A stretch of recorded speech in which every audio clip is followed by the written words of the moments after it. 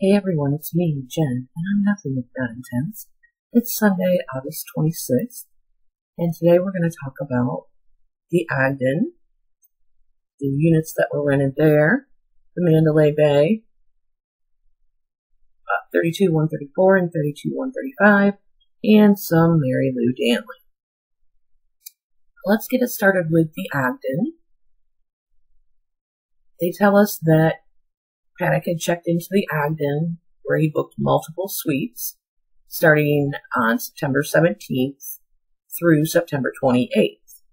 While the Life is Beautiful concert ran September 22nd through September 24th. So the first unit that they say he stayed in is Unit 2315. Hold on, let's get there. So this is from PDF 16, and it's a computer forensic lab guy who was assigned to go retrieve the data from the camera system and the access log at the Ogden. So he gets there, he wasn't able to load the historic logs, so he ended up having to take the whole damn thing with him, but anyway, he said, according to so-and-so, when the units are rented through Airbnb, the front desk gives the runner the access card associated with the unit. Some of the units had multiple access cards associated with them, and it was unknown which card was given to the renter. The logs for the units the subject accessed had access cards associated with the following names, plural, following names. So when I was looking at this, the final report tells us he rented 3 units. This tells me he rented 4 units. So if we take a look at the 917 to 922, that looks like it only had one name, one card associated with it. So let's assume that it was Stephen Paddock. Now in the fit report, or the final report, they tell us that he checked out a day early on the 917 to 922. I don't buy that because it wouldn't be listed like this if he checked out a day early. Also, they tell us in a different report that when they talk to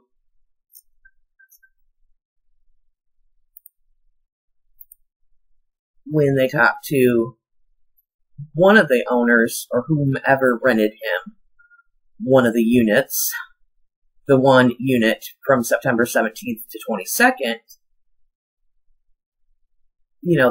they communicated through email and text, and she screenshotted some correspondence between Paddock and herself, and the texts were on 9/17, the day he checked in, and 9/22, which was the checkout date. So more than likely he was there the 9/17 to 9/22. Then so he's there 9/17, 9/22, and 23/15. 9/19 to 9/22, this is our unknown unit. So he checks into another unit on 9/19 until the 22nd also, and that looks like it has 2 access cards associated with it. In the meantime, so while he has 2 units, 23/15, unknown, then on the 21st, he checks into unit 1220.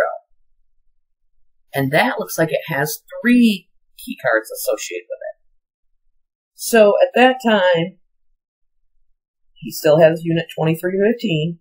He still has the unknown unit, and now he has this unit. These are condos, folks. These aren't like small little bedroom, one little hotel room. These are condos. These are big. So he checks out of, looks like both the unknown unit and 2315 on the 22nd. And I do have a calendar I'm going to bring up here in a sec. So then he's got the 1220 unit, and then on 9/24, he checks into unit 1703. until the 28th. And that looks like that has 3 key cards associated with it also. So let's look at my calendar. Maybe this will help. So from the 17th to the 22nd, he had 23:15. Now they tell us that he checked out on the 21st. I don't buy that. Then on the 19th, he checked into the unknown unit, 2 key cards. He has that all the way through the 22nd. On the 21st, he checked into 12:20. So on the 21st and the 22nd, he has 3 units. One with 3 key cards, one with 2 key cards, and one with 1 key card. So that's 6 key cards. He checks out on the 22nd out of the unknown and out of 23:15. So for one day, he only has 1 unit. But then on the 24th, he checks into 17:03, 3 key cards. And he must have checked out, he checked out at 12:20, the 23rd. But then he checks into 17:03 with 3 key cards.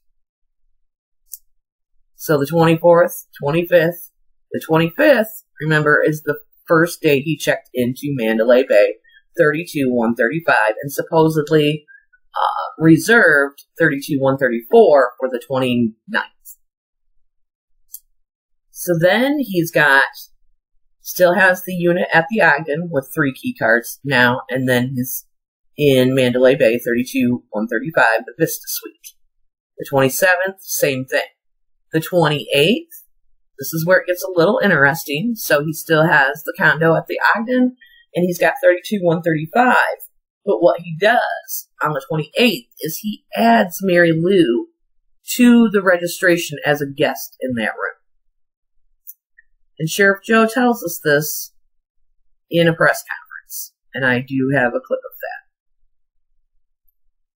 The 29th is when he checks into 32-134. Now, the LVMPD will have us believe that he checked in using Marilou Danley's name. That is total bullshit. That is totally false.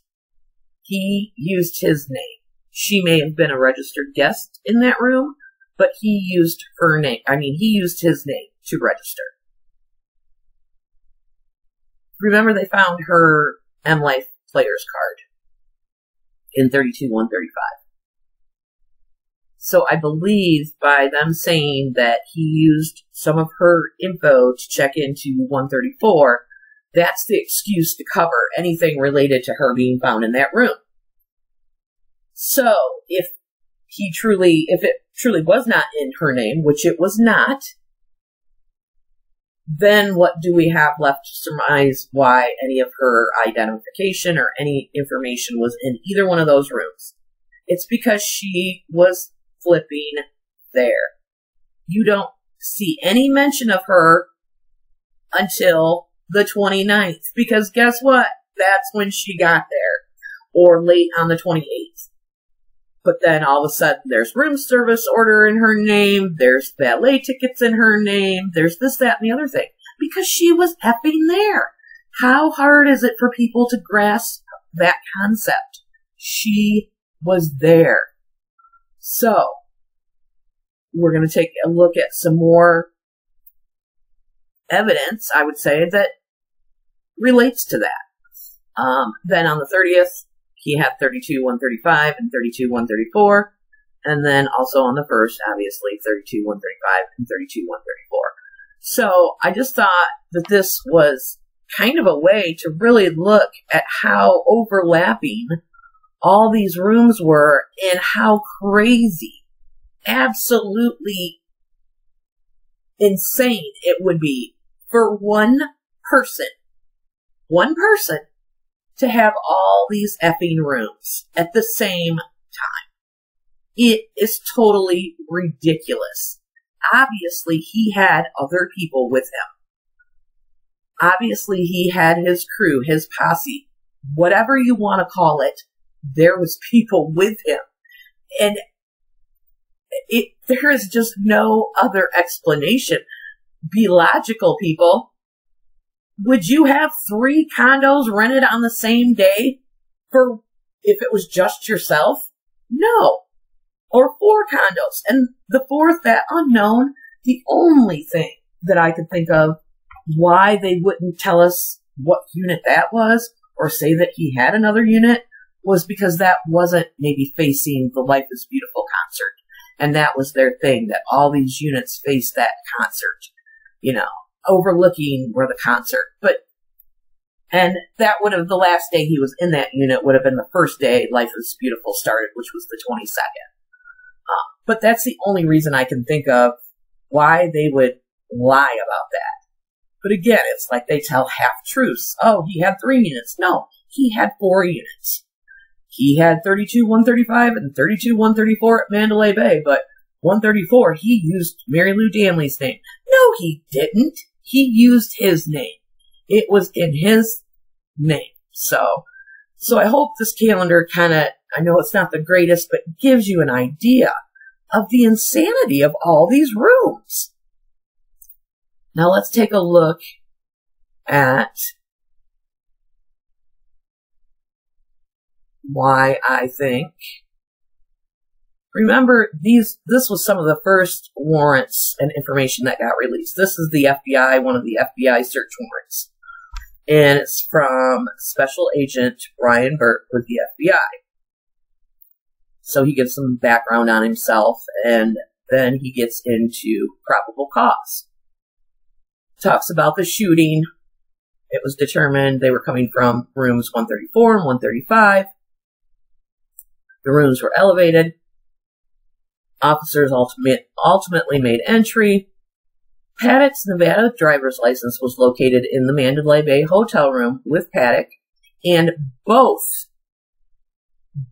hotel rooms were registered in his name. Do I need to say that again? Both hotel rooms were registered in his name.